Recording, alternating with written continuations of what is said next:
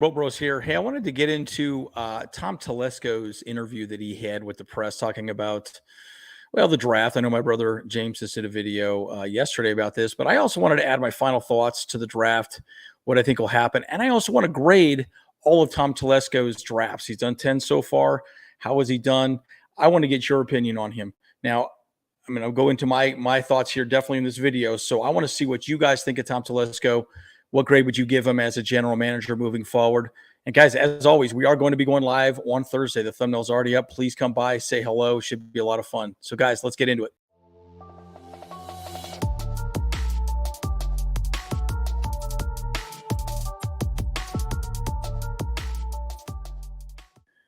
Guys, as always, Andrew Bros, of course. And one other thing I want to bring up before I get into the meat of the conversation is if you do like this content, please consider liking and subscribing.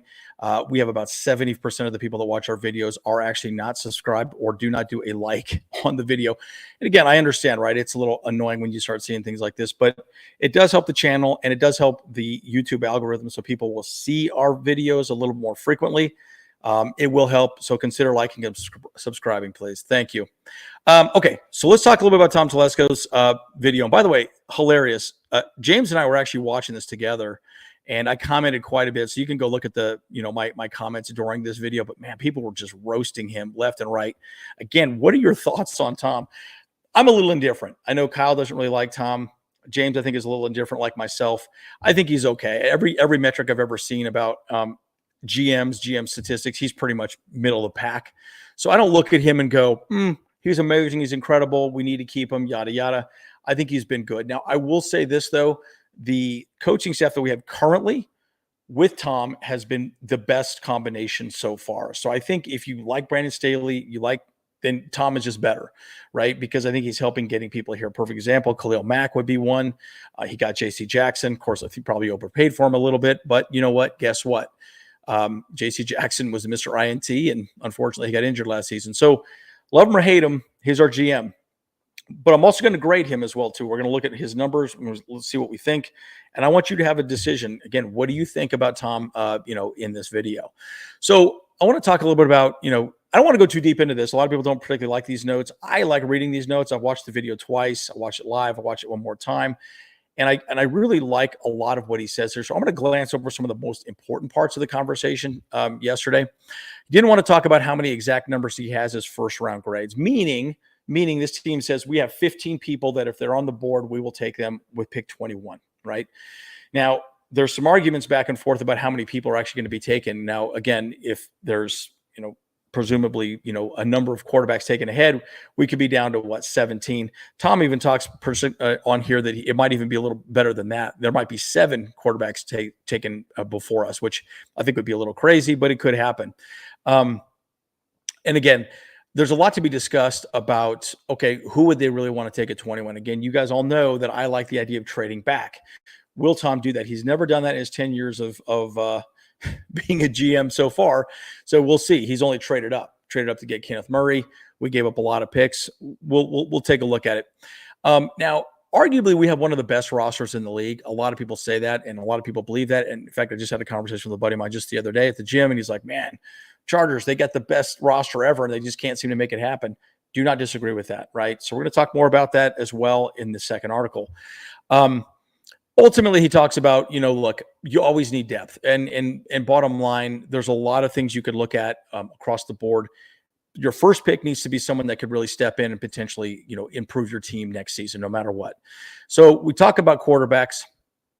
Talk a little bit about, he thinks there could be at least 6 quarterbacks, maybe 7 taken in the first round, which would be crazy to me. That would just mean our picks just get better and better. So you never really know. I mean, there are a lot of teams that need quarterbacks, and so we'll see, right? But it's interesting, where it does sit. Now, it would help us because then it would give us an opportunity to get maybe a tight end that we like more, maybe a wide receiver we like more. A lot of people are really talking a lot about that, right? But it's interesting.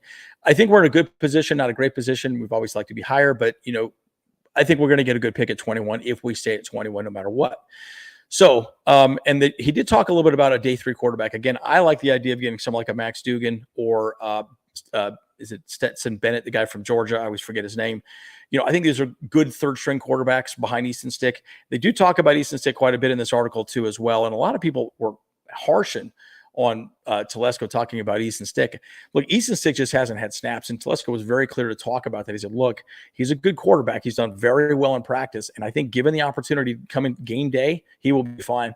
And you think about this, heaven forbid this happens next season. We have an injury with Herbert where he's out a couple of games. You have to remember Dak Prescott was the starting quarterback for the Cowboys. Cooper Rush came in, and he was 4 for 1 in 5 games. 4 for 1. There was even some discussions that he might be the quarterback moving forward, and they don't even need Dak Prescott anymore. So my point is, Easton Stick is a good quarterback. He just hasn't had an opportunity to take a lot of snaps. Now, the good news is he's back with us. He's our number 2 quarterback, and they're going to probably bring in 1, maybe 2. So specifically, he talked about having 3, maybe 4 quarterbacks moving forward. He talked about the tight end groups. Tight end group, as we know, is very deep, right? This is an interesting situation, though. He did talk about this, and I know he talked about this in about 2 or 3 different times in this video, but he said it depends on the position, and it's all very subjective because everyone has different grades on what they care about, right? Now, it's interesting because I think Daniel Popper asked him the question, what's the most important part of a tight end? He said blocking and receiving. That was it. Blocking and receiving. And then Daniel Popper was like, well, yeah, it did get a lot of laughs from a lot of people because people were like, well, can you give us a little more information on that? He's like, no, it's blocking and receiving. That's pretty much it, right? And that's the truth, right? You can sit back all day and say, hey, is this guy a good blocker? Is this guy a good receiver? Well, we look at someone like a Trey McKitty. He was brought in because he was a blocking tight end. Really hasn't been a great blocking tight end, and he hasn't been a great receiving tight end. So he's been a bit of a bust. But it's interesting because this depth class or this tight end class is extremely deep. I see a lot of people saying we're going to get Laporta in like the 2nd or maybe 3rd round. I've seen mock drafts all over the board. So anyways, we talked a little bit about Austin Eckler and the running back room. Ultimately, he said, you know what, we're really happy with what we have in the running back room. And again, Austin Eckler's coming back, right? At this moment, the fact that he wants more money is like, great. You want more money? Well, we don't have to pay you more money. That's the truth. We have him for 1 more year. We can decide if he's going to stay or not. If he wants to sit out, great. He won't get paid. That's it. And it's just going to hurt his value moving forward. That's the harsh reality of the NFL, right? I mean, he is our employee, if you will. But again, we have Josh Kelly, Roundtree, and we have Isaiah Spiller. So he was very clearly saying, hey, look, we have a very good running back room. So a lot of people keep talking about Bijan Robinson. I don't know that Bijan Robinson's going to be there. I just really don't. At 21, I see some mock drafts saying that he's going to be there, but man, I'm talking the Falcons seem to want him. The Eagles seem to want him. There's a lot of people that are wanting him. So I don't really feel like there's really a good chance that we get him at 21, but you never really know. And again, one thing that Tom did talk about in these mock drafts is that, look, at the end of the day, you never really know how it plays out because every team has different needs and every team's board's changing in any given moment, right? You could be number 5 and you wanted the number 4, the 4th person who was picked, right? I wanted this guy, There's even some discussions the Texans aren't even going to take a quarterback. They want to take a defensive end or maybe a defensive tackle. I mean, there's a lot of things that could potentially happen in this draft. So, look, it's, to some degree, it's a crapshoot. And Tom Telesco even mentioned that. He's like, look, I mean, at the end of the day, you're picking players, but you're picking players that hopefully are going to perform in the league, in the team, and with the coaching staff we have. And it's not to mention Tom has had a lot of different coaching staffs in his tenure here with the Chargers. So pretty interesting to see. So let's see. So, so he talked a little bit about Isaiah. Isaiah needs to, he spoke very highly of Isaiah, but I think Isaiah is a very young running back. I think in the NFL, they wanted to see him do a little better with blocking and a few other things. I think he wasn't reading some of the coverages correctly and some other issues. So I thought that was really interesting. So he does talk about a trade, right? And again, I did a video on Monday about Austin Eckler potentially being traded off on trade day or draft day, I should say. It could happen, but ultimately he says, he says, yeah, I like to zig when others zag, but we're always open to options up or down. Look, and he goes, there's no philosophy on that. Like, I truly believe you take what's in front of you. If somebody calls up and says, hey, look, we're the Chiefs. We want Austin Eckler. We're going to give you our, 31st pick, and we're going to give you a second, a third, and maybe like a 6th. for Austin Eckler, and we get your 21st pick. That might not be a bad thing, right? And so, there's a lot of discussions going around back and forth, behind the scenes with that. Tom was very cryptic on a lot of the ways he answered these questions in this video. You really should watch it, right? Where, they wanted to get some specific answers from him, but he wasn't going to give it. So, anyways, pretty interesting.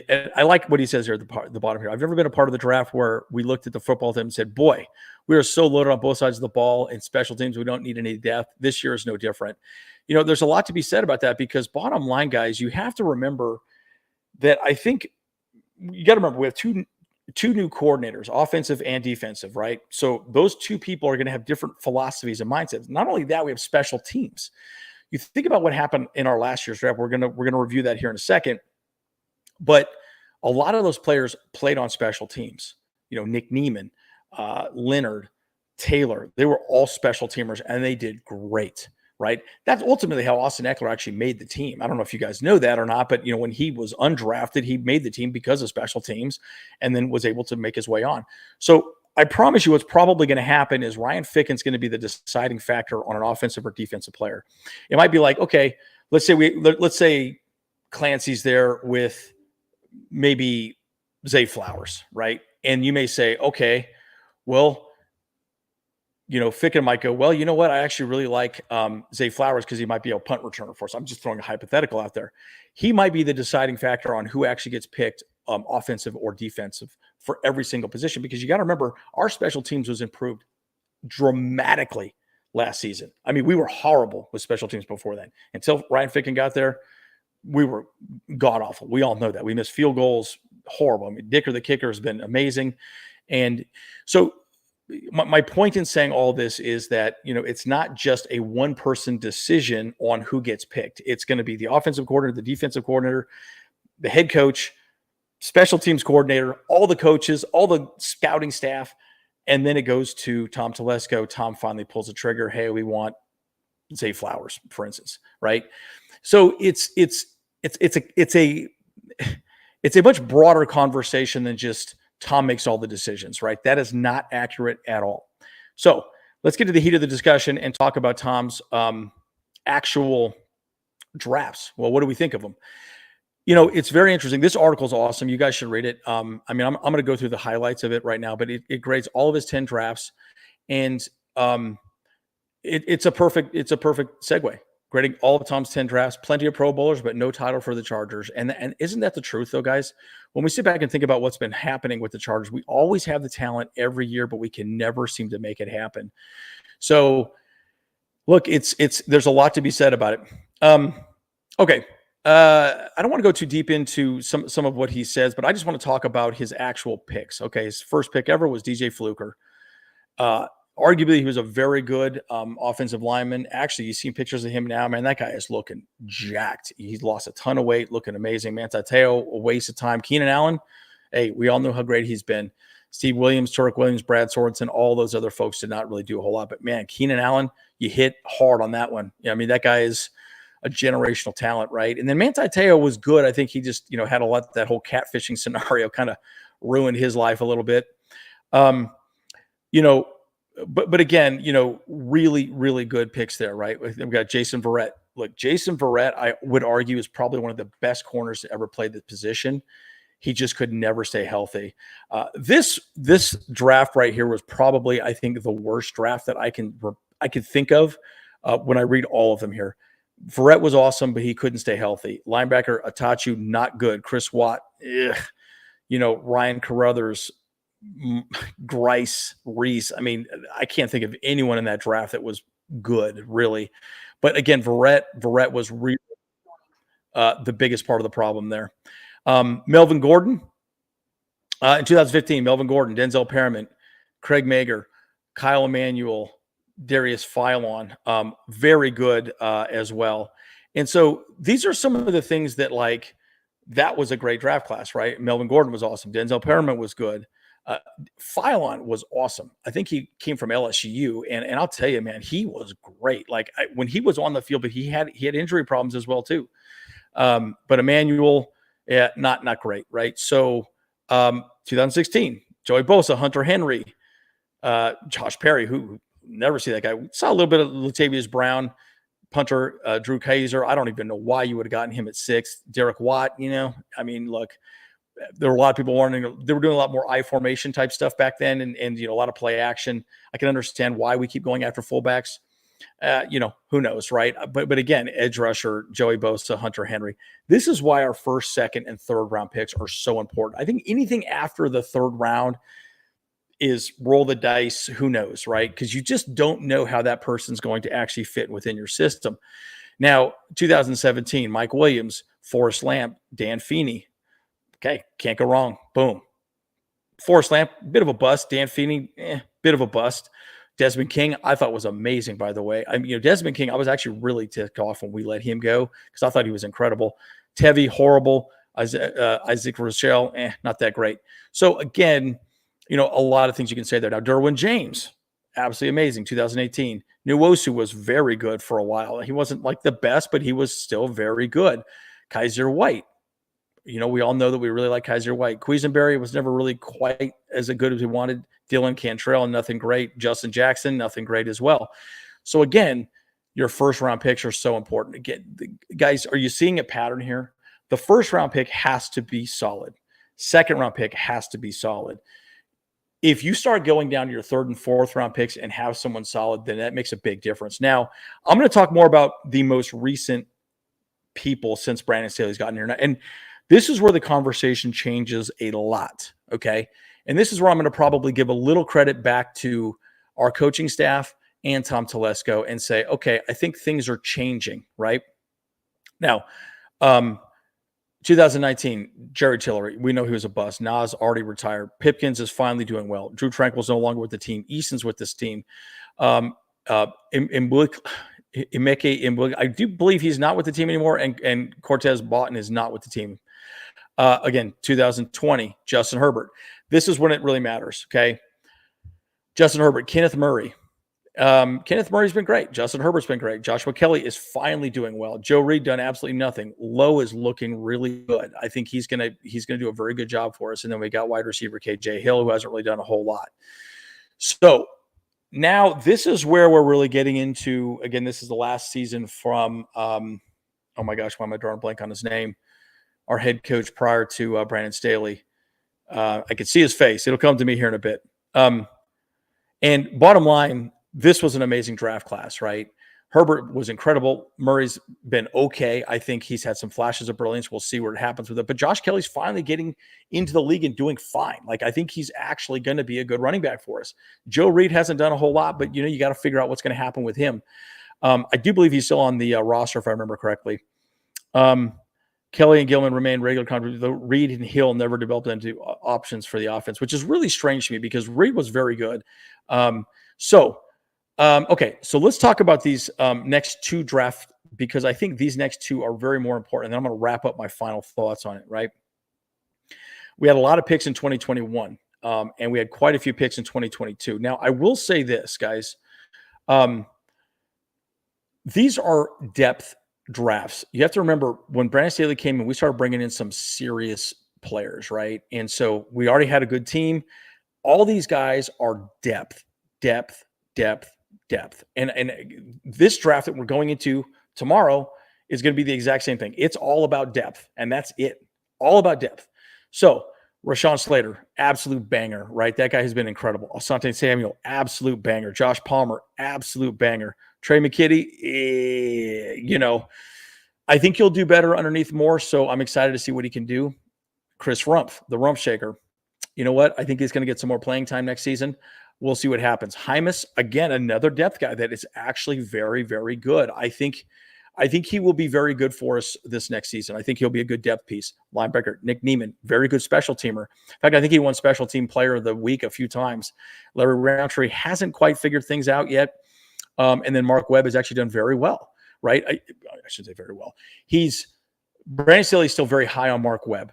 I think that there is some questions around him really developing into the right safety that he needs him to be, but he's talked quite a bit about it. Now, I will say this: if we do not draft a safety this draft, then I would say Mark Webb will definitely make the roster, and he will be on the team next season, and probably a little bit more of a maybe behind a low Gilman role, because we don't know where JT Woods sits, because JT Woods again is, he's made some bad choices, right? He's good but not great. He's understanding where he needs to be on the field. He wasn't great, but guys, look at this draft class right here: Rashawn Slater, Samuel, Palmer, McKitty, Rumpf. I hope Rumpf can come back this next season and be great. Hymas will definitely be a starter for us at some point. I think they're very high on him. Depth piece: Neiman, Roundtree, Webb. I'm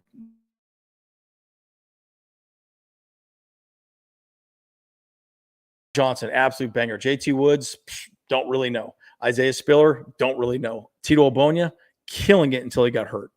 I mean, he was killing it, guys. Last season, he was looking great. Now, by the way, he's back. He's rehabbing. He's doing very well. Jamari Salyer, cannot speak highly enough about him. I think he's been absolutely fantastic. Again, he's going to be paid oodles of dollars here very shortly. We'll see if the Chargers can afford him, but we'll go from there. Ja Taylor, we all know what he did in special teams. And he was a very good cover corner, right? I think he did a great job. Defensive back Dean Leonard, I think, has done a great job with special teams as well, too. So I think there's a lot to be said about that. And Horvath, I think Horvath will have a very good time this next season. I think he will be utilized a lot better than he was last season underneath Joe Lombardi. Now, let me just say this. Okay, so this is an interesting little thought here. Telesco's work netted 40% of the Chargers starting offensive line entering the 2023, and Johnson and Slater both emerging in frontline options as rookies. Slater has potentially become a genuine late starter for this team. The Chargers remain particularly high on Woods and Spiller, and Obonya was playing his best before suffering a season injury. I already recapped that. So let me just wrap up with my final thoughts on this, guys. I know the stream is getting a bit long, but let me just say this, guys. When I look at these drafts that we were just looking at right now, the most recent two drafts specifically, a lot of them were really for depth, but they were depth because guess what? We have a lot of veterans in front of those folks that could potentially get hurt. Think about, why do we need a wide receiver right now? If you look at our roster, you might say, nah, you don't need a wide receiver. We need wide receivers because wide receivers are getting hurt. Allen and Williams spent plenty of time off the field last season, right? So, and they're getting older, they're getting more expensive. So we need somebody to step in. That's why Addison's becoming big. That's why Flowers is becoming a big conversation point, because you need to make sure you have some playmakers that can move the ball down the field. Secondarily, there's a lot of depth in these past two drafts specifically. I would even say past three drafts, even when Herbert was drafted as well. There's players that are there on the team that could still step in to major roles this upcoming season. Again, JT Woods is out there. All these other players are out there. So this draft, I'm going to make a prediction. I think we're going to probably be seeing a lot more depth picks. We're just getting people that we can have on the field. Okay, I think this guy can start. I think this guy can start. I think this guy can start. And you're doing that because at the end of the day, veterans get hurt. People that are on the field get hurt. This is a violent sport. You and I both know that, and people do get injured. So this team needs to get young fast, right? That's why I've always believed edge, wide receiver. That comprises of four people salaries. Allen, Williams, Bosa, and Mack are comprising of almost half of our salary cap next year, guys. Almost half. So guess what? We need people like Rumpf and maybe another edge rusher that we're probably going to get in this draft to step into that role and start putting pressure on the quarterback, because we probably can't keep Bosa and Allen. Probably can't keep Allen and Williams together, especially when we're going to be paying Herbert. So those are some of the positions I think really need to be looked at. But across the board, guys, I think the biggest takeaway that I've gotten from Tom Telesco, Brandon Staley, and every one of my final thoughts, I will say this: we are just going to get the best available player. And unfortunately, guys, that's not the people that we want most of the time, right? Because I know a lot of you guys want Bijan Robinson. I know a lot of you guys want, Zay Flowers. It's going to be really interesting to see how this board progresses, right? And again, we're going to be live tomorrow, guys. So please come by and check it out. We're going to have a lot of fun content for you guys. We want to see people's thoughts on who's going to be picked, who's going where. What do you guys think about what? Who do you think we should get? Yada, yada. What are your thoughts on these trades? Because it's going to be spicy. It's the first round, guys. People are going to be vying for higher picks, moving people up. Hey, my guy's still on the board. I want to go get him. Let's go do it. Things change, and it changes extremely dramatically. So, guys, I'm excited. So, again, What's your final thoughts on Tom Telesco? Like him, hate him? What are your thoughts? And what do you think about his entire portfolio of draft classes? I will argue that he's gotten better over time. Okay. I look at these past few drafts that he's done. These past three, I would say, are probably his best. And I think part of it is because really Brandon Staley's been there to help him get the right players for his team and the schemes that we're running. That's the one thing that I think is really different between someone like a Brandon Staley and the prior coaching staff. Why am I still drawing a blank on our guy that was before Brandon Staley? Why am I drawing a blank on him? Anyways, at the end of the day, guys, I'm Andrew, Bolt Bros. See you guys in the next one.